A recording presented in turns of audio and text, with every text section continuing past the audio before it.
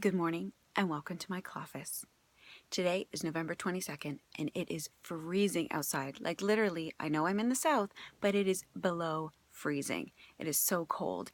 It reminds me when I was a child, we heated our house with a wood stove, and in the mornings you wake up and it's freezing and Dad would have to go down there and build up the fire. And one thing that he always did was he had this shovel and he would scoop out all the old ash and he would fill up a coal bucket and he would carry it outside and he would dump the ashes in the garden.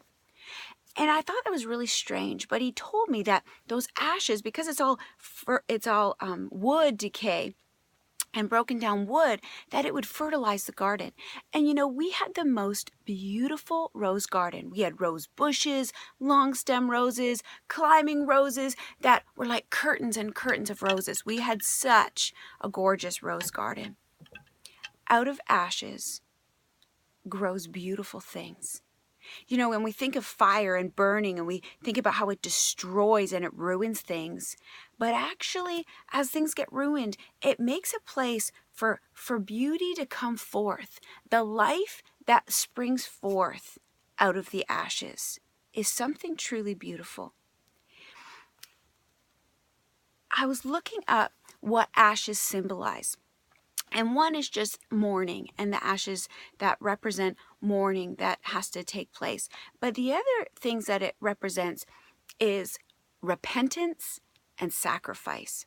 And that's a big part of our walk with the Lord, of being in a place of repentance and then sacrificing our life to the Lord. Because when we do that, when we completely give ourselves to the Lord, then He is able to spring forth life out of us, beauty out of us, a beautiful, fragrant rose to come forth out of who we are, deep inside who He created us to be. So I want to encourage you this morning to really give your life to Jesus. Give today to Jesus and say, Lord, not my will, but yours alone. I sacrifice all my ideas, all my thoughts, all my hopes and dreams. I give them to you. And just wait and see what beautiful, fragrant, amazingness, life comes forth out of you. That's the Lord.